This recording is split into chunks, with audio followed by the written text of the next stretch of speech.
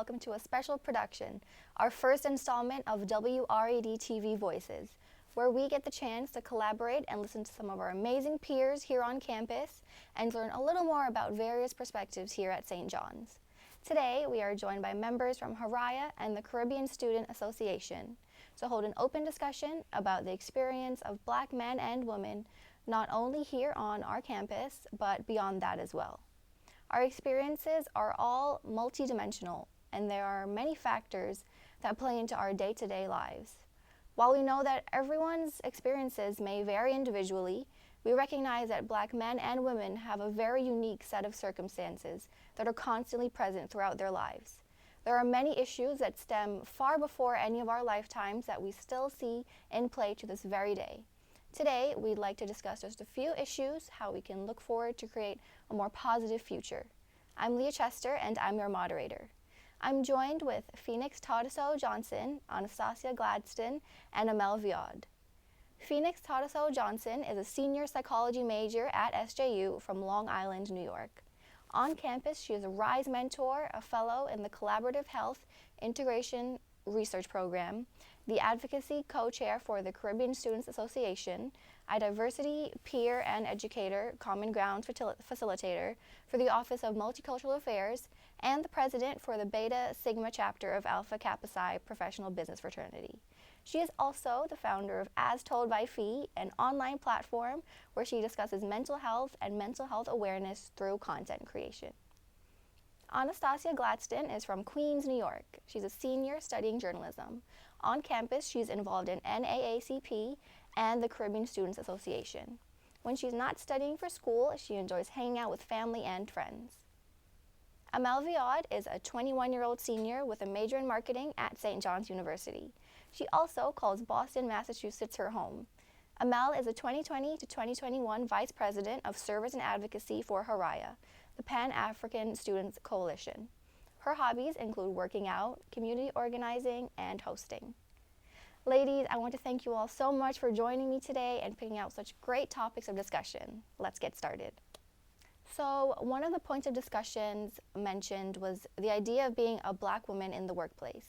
A person's career can be such a big part of their life, and I'd like to discuss how a person's identity may have an impact on their work environment and overall experience with their journeys. So to get us started off, our first question, as college students, we've all been navigating our own career paths. How would you say that the early stages of a Black woman's career path differs from that of others? Do you think that it affects women's perspectives on the future of their professional lives? To answer that question, I think that when thinking about my own career as a Black woman, I feel like I often thought about what my setbacks were going to be before I even decided to think about what I wanted to do. So whether, if I had to change my hair, or if I felt like I wouldn't belong in a certain industry, I just feel like it took me a long time to really start to think about the actual aspects of what I want to do in life before I had to focus on what may hold me back, where may I feel unwelcomed. I just feel like it took a lot more self-discovery before I was able to actually think about what I want to do in the future. Hi, thanks for having us today. Just to piggyback off of what Phoenix said, I think that a lot of the times Black women have to conform to white culture expectations, basing on like what their hair looks like, what they wear, how they speak, to be a lot less like quote unquote ethnic.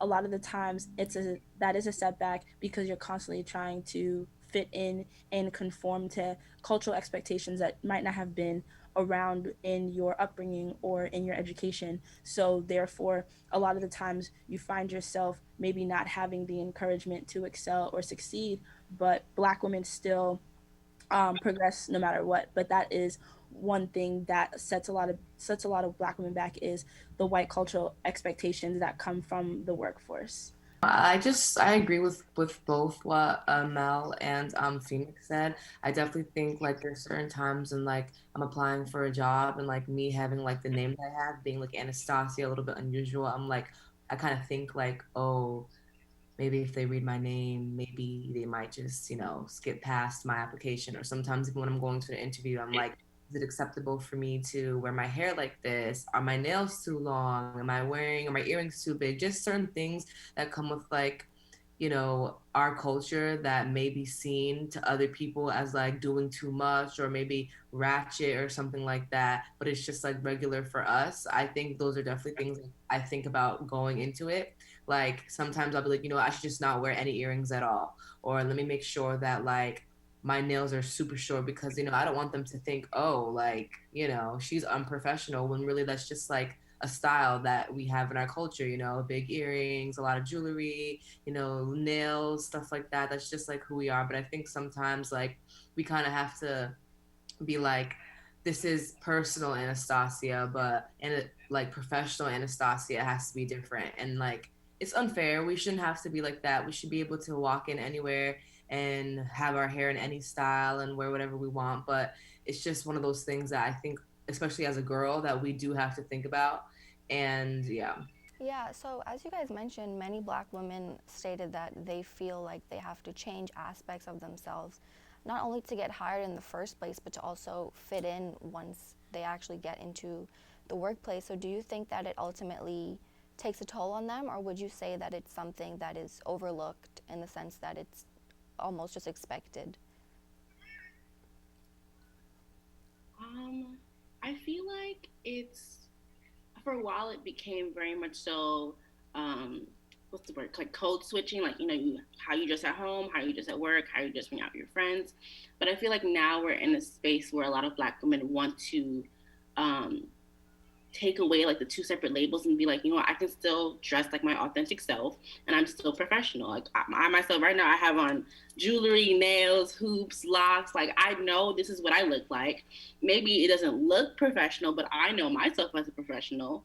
And I feel like the more we stand our ground to not follow within what society says isn't professional or is professional, or like what's right and what's wrong, the less people have to say about it, because oftentimes it becomes the elephant in the room of like, oh, she look a little, but it's like, no, if I'm wearing it proudly, this is who I am, and I'm still gonna be able to do what it is I need to do in whatever profession I do, in whatever setting that I do.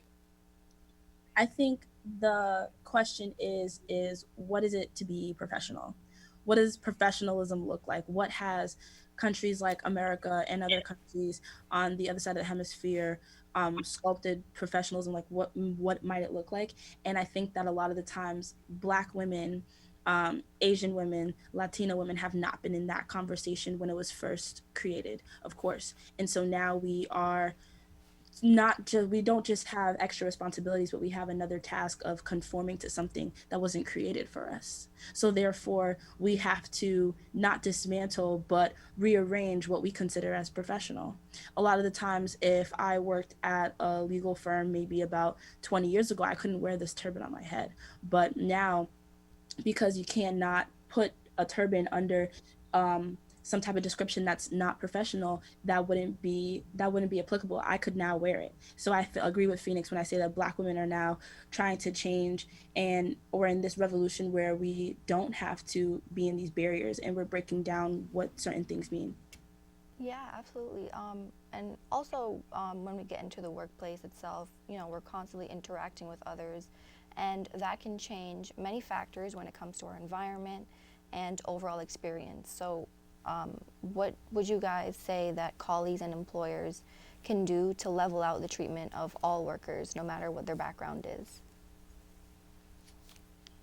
I'd say it comes down to just realizing that we're in a society where we have to unlearn and relearn a lot of things. So there's some people who don't have a malice bone in their body, but they end up saying things that are either like a microaggression or offensive, or maybe objectify Black women. And it's something that they don't realize it because it's been so ingrained into society. But I think the more that we take time to either re-educate ourselves, ask the right questions, give right people the right platform to educate other people who want to educate other people, we're able to kind of get rid of that whole issue of feeling like, does your boss know how to properly, converse with you or communicate with you? And so I think about things like diversity education programs, or diversity education trainings. They teach people, it's in a setting where you finally can learn about different social identities, different cultures, different anything within that sort, without having to wait for a situation to happen. Because I feel like oftentimes businesses wait till there's a HR issue or there's like a discriminatory issue, and then they suddenly want to have a whole program that's like, we care about diversity and inclusion. But it's like, if you just naturally put that into what you do, or you put yourself into a space where you can learn authentically and without needing to have a situation happen prior, you cut out half the issues. I also think that it starts with our youth, right? We have to have that conversation in middle school, in high school, for what it looks like to be professional, what it looks like for everyone to get equal pay, equal wages, no matter what they look like, no matter what their gender is. Once we start to change the narrative in our youth, and they go into high school and they get internships or they enlist, you start to change their mindset and their view and perspective on things to kind of have that groundbreaking change in the office or in corporate America, wherever may have you. Because a lot of the times, like Phoenix said, they might not have a malice bone in their body, but they have not been aware of what's going on around them and how much diversity there is in the world. So when they come into these new spaces, they kind of limit people to what could be professional, what is acceptable, what is proper English, et cetera, et cetera. So if we change that from the time of secondary education, you'll see a groundbreaking change within like the following generations to come. I also think like one thing to keep in mind that everybody on both ends should keep in mind is like work is work. We necessarily don't need to have a personal relationship with the people that we work with. You know, as long as you're respectful with me at work, you don't, try to touch my hair, cross any boundaries or anything like that. You know, we don't necessarily have to get to know each other. You don't have to get to know my culture. I don't have to get to know yours. We're just here to do a job. We come, we do our job, and we go home. We don't necessarily have to cross that boundary of being friends and getting to know each other's culture and history. You know, like it's nice when you do make those relationships at work, but 9 times out of 10, we're coming to work to work. You know, whether you're here or not, I'm still gonna work, and whether I'm here or not, you're still gonna work. So as long as we maintain that professional relationship, and like Phoenix said, make sure just like you're getting people's names correctly, you're not saying anything that could be offensive. If you have to think twice about it, 9 times out of 10, you probably should not say it to that person. But I think that's also something people should keep in mind. Like, we don't have to have a personal relationship with everybody that we work with, and that's okay. There's sometimes we will and sometimes we won't, but as long as you just touching that bottom barrel of respect for everybody that you work with, regardless of male, female, or skin color, I think that things should be fine. Absolutely. Thank you for that, ladies. Moving on to our next topic. When we spoke, you expressed to me that you find that while Black culture as a whole can be very connected, there are still many differences that exist amongst more local cultures, and I'd like to talk a little bit about the variations within a larger shared culture. So how heavily would you say that regional differences affect the concept of a shared cultural experience? I'd say it's a good amount, because I often think about like the whole concept of people recognizing what's race versus ethnicity versus nationality. I feel like that gives a clear example of like how you could have three different answers, but they can be very similar or very different. Like, all three of us, myself, Anastasia, and Mel, we're all Black. All of us happen to be Caribbean, but say if one of us was African, or say if one of us was just American, like suddenly that makes a difference between our cultures. And like, though we have a shared connection by being Black, there is something that separates us, and it's okay to be separated. It's like, it's our culture. And I think the more that we take the time out to like, recognize, there's some pieces missing, like we may not know exactly where we're from, but respect whatever people feel as if that's their culture, that's who they represent, that's who they are. I think there are times where cultures are able to come together, and it's beautiful and it's great. I think there's times where we often highlight other cultures and we give them, their props, and we recognize what they do for the unified culture. I think it's also important just to recognize, maybe some other regional cultures, their history's kind of been lost, or like people don't know about certain things. So it's like, just always be open to like listening and learning and like respecting where people are coming from. Like we all have a story, we all have what we're passionate about, and we all like know who we are and what makes our identity, and like just respect that from everyone else's perspective. Yeah, I agree with Phoenix.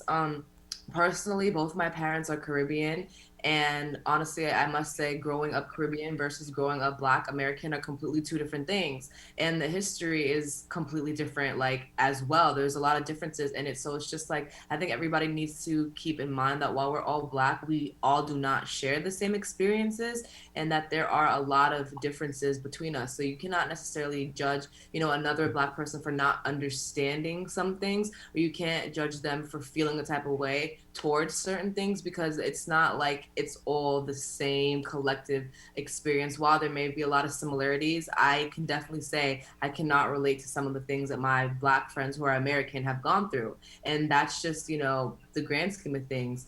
And I also think people need to realize it has a lot to do with where you're from. Like being Black in the South is completely different from being Black up north. And I just think that everybody just needs to keep that awareness that while we all are Black, we have to kind of be more sensitive to some of the labels or some of the things that we say, because we might not all be on the same page with it. And it's okay. Like I've had people educate me on certain things that they've gone through, and I've had to educate other my Black friends of things that I've gone through. And like that's okay. Like it's all a big learning experience. Yes, we all stand together, but we still have to, like, I guess like Phoenix said, respect and honor the fact that not all of us kind of share the same background or cultural.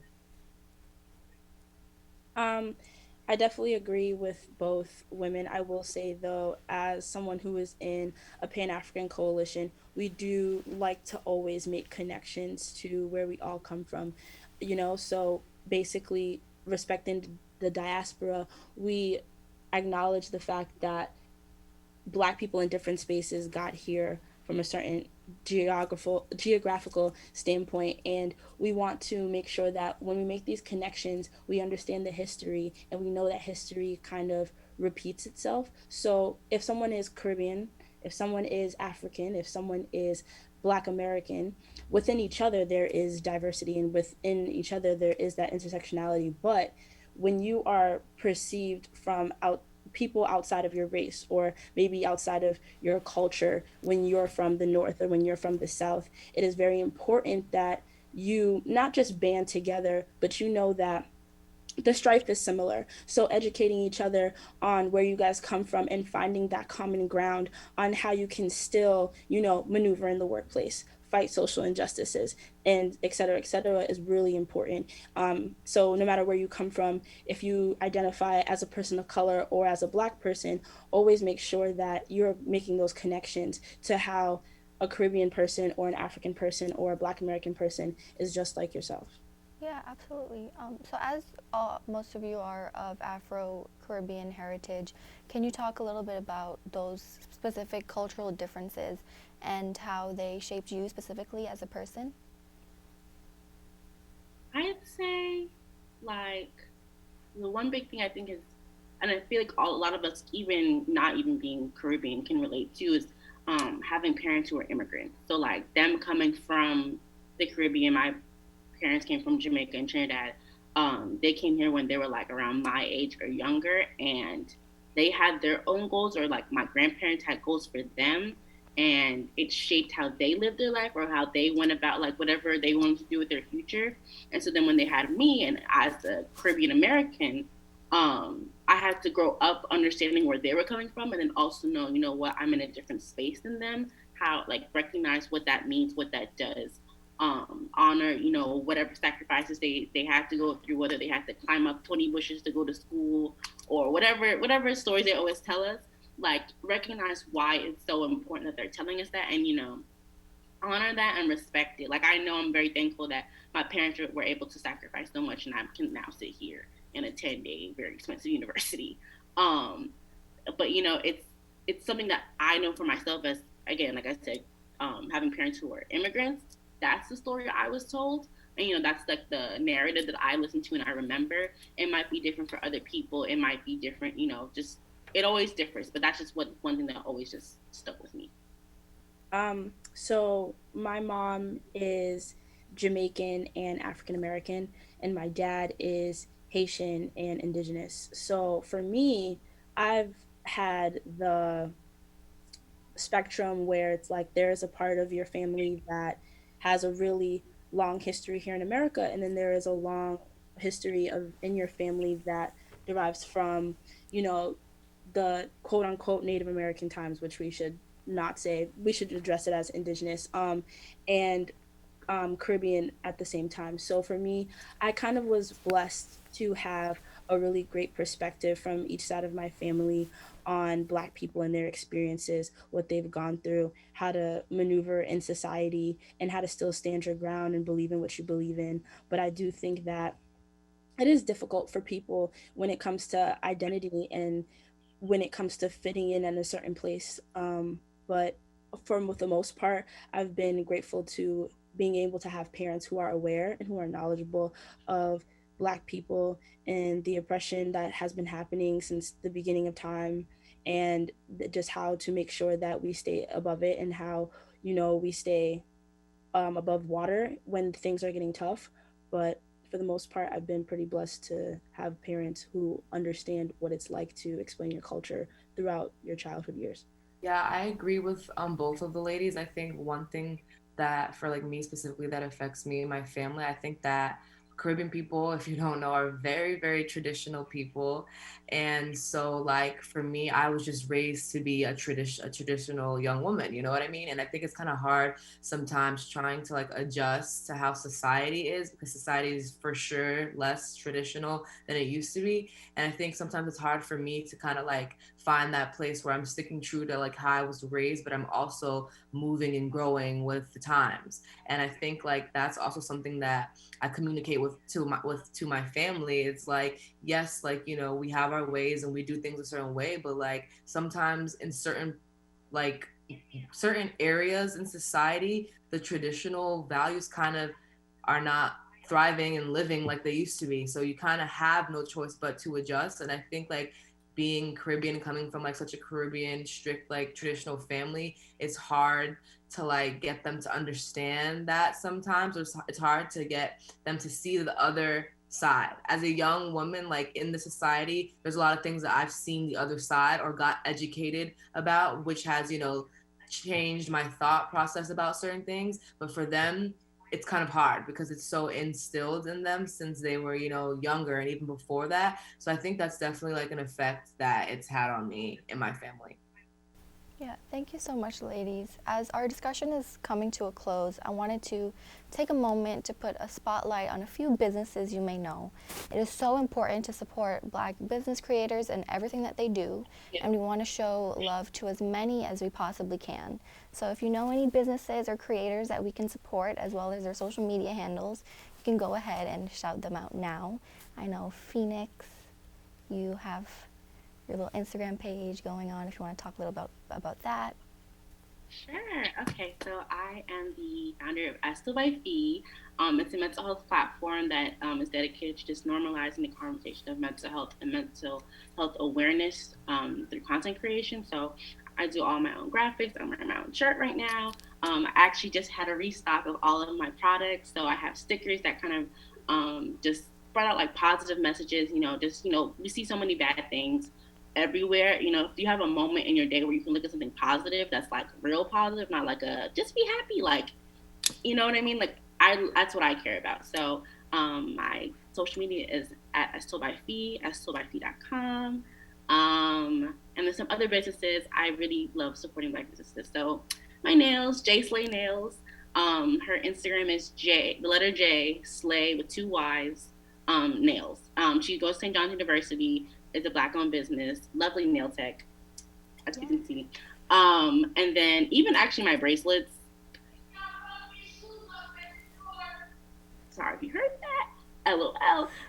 So another business that I support is Opulence Jewels. It is ran by a Caribbean. She's a grad student, so a Caribbean student on campus. She makes these lovely bracelets. I think her Instagram is at Opulence Jewels. And so those are my businesses for the day that I will be supporting and mentioning. Yay, I know Anastasia, you also have an Instagram page. Wow, you guys are just putting us on the spot. Hi everybody. I recently started a project called On the Rise. It's a platform for up and coming creatives in New York City, which I hope to expand later down the line. But what it pretty much does is just put young up and coming creatives on the map. It kind of gives them an opportunity to talk about themselves and their brand and what they do and, you know, where their whole creative mindset comes from through like a series of like episode discussions and interviews. So if you guys know anybody who would be willing to come and talk about their business, definitely let me know. The page is at visionariesontherise on Instagram, and there's going to be a lot of dope projects coming out. A couple people I just wanted to shout out on campus. There's just so many people. We have a lot of creative people on our campus, but there's a lot of girls doing hair and nails. I want to shout out Samantha Moore. She has a really big eyelash company on campus, and she's doing a lot of great things with that called Matel Dolls. I think that's her Instagram. Don't quote me on it, but you can definitely DM me, and I can definitely point you in the direction for her. She just dropped brand new lip glosses as well. I also want to shout out Tyler Simone. She also holds it down with the eyelashes and the lip glosses. Like, any event that I have, I know I can always count on them to bring lashes to me or to be available for me to go pick up the lashes. Tyler's a grad student, but she's always around, so she's, you know, definitely willing. And the prices are super good, like supporting Black business. They make everything and do everything pretty much on their own. So I just wanted to shout out those two self-made ladies. And there's just so many more people on campus. Like, we definitely should have like another event or another talk about it, because a lot of Black students at St. John's are doing a lot of great things. So shout out to the Black students. A lot of the time, we recognize current students in their businesses, but sometimes we lose a lot of the awareness in alumni. And once you graduate, when you maybe are a new business starter, I do want to shout out Crowned by Aura. Tati, she's a student and she does hair here on campus, wigs, lace fronts, sew-ins, you name it. Alum Adom Robinson has Take One Sportswear. It is a sportswear line that is actually really comfortable. It kind of reminds me, it's actually better than a lot of the sportswear that I've worn before. There's Francilia Wilkins Rahim. She is an alum and she owns a consulting company called RF Wilkins Consultants. She's also a Google digital coach. We have Dr. Stacy Grant. She is the CEO and founder of Destiny Designers University, which is more kind of like a personal development, orientational type of business that will help people with their businesses if they ever needed guidance. And then we have Francis Martellus. He is the owner of Rustic Tavern in Brooklyn on DeKalb Ave, and I suggest everybody go there. The food is so good. And then we have the last one, Ronald Draper. He owns a showroom. It's called RD Showroom, and it's in New York. And a lot of times people have art exhibits there, paint and sips, poetry nights, and things like that. So I think that you can stay up to date with alumni as well. I will say that Haraya on November 2nd will be having their Black Solidarity Day. So we are going to be talking about the power of voting, especially Black people, and how far we've come when it came to having a voice with elections in our local government and with mutual aid. And we'll be highlighting a lot of topics that center around businesses and Black wealth and Black entrepreneurship in universities, outside universities, and in the community. So just stay tuned and make sure you follow Haraya SJU on Instagram. That concludes part 1 of our discussion for today. Thank you so much to Phoenix, Anastasia, and Amel for joining me today and giving us their input.